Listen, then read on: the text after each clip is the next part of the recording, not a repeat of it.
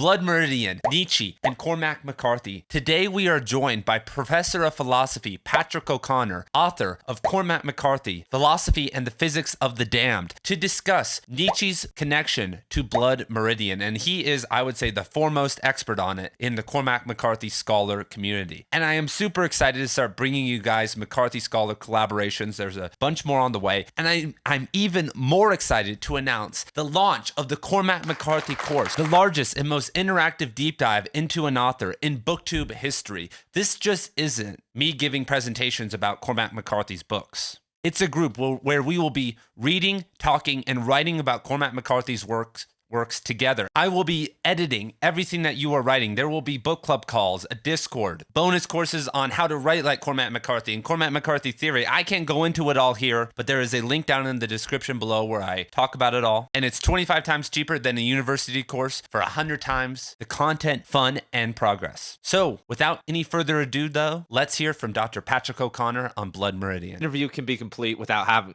Blood Meridian, Nietzsche. You went all the way.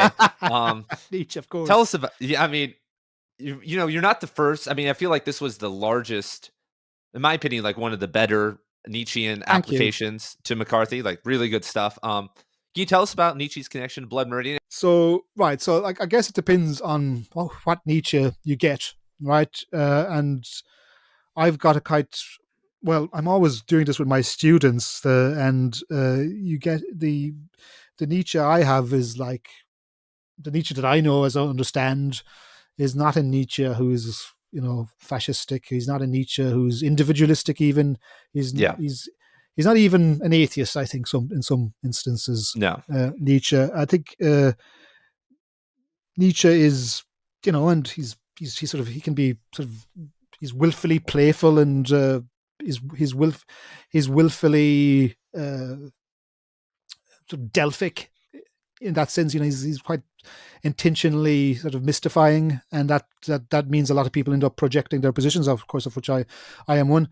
But my sort of view of Nietzsche is that he is a philosopher who is, he takes seriously the question that God is dead. God is dead, and he's not coming back, right? And so he then asks, where does meaning come from? Where does purpose come from? Where does value come from? And what we're faced with then is nihilism, very much akin to that Cormac McCarthy quote you read out earlier on. What Nietzsche thinks, he talks about this in The Will to Power, is that what we do is we have all these sort of God prosthetics that we substitute for the God that is now absent, and that is ultimately, we're on a hiding to nothing because we haven't actually accepted that absence.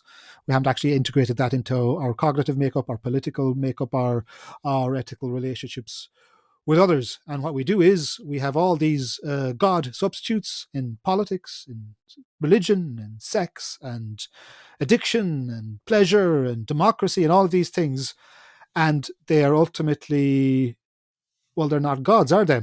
No, it's like the Strugatsky brothers says, it's hard to be a god. And what do we do then? What do we do when a politician, like, I don't know, Joe Biden or Donald Trump or Boris Johnson, when they don't deliver, which they invariably can't because they're human beings, what do? We get disappointed with them. We get angry, we get resentful, and we can't get past that nihilistic moment, and then we sort of take our nihilism and we make it an epistemology of it. We say the world is this, the world is exactly this, the world is corrupt, the world is rotten, nothing can ever get better, right? And I think McCarthy is doing in Blood Meridian, that's exactly what McCarthy is doing battle with. That's what the characters are doing. Blood Meridian is an astounding book. I think possibly his best. Harold Bloom says it's his best. I think you said Sutry's his best, man, right? Yeah. Who, Harold Bloom, man? That's wrong. The 90s. That's Idiot. he's wrong. Yeah. The Western canon. What's that? Never liked that guy. But so I think Sutry's his best. But we could talk about that. But the in Blood Meridian, what we get, and again, it's a kind of, the figure of the judge is important here, and I think I indexed the judge roughly to Nietzsche's idea of passive nihilism.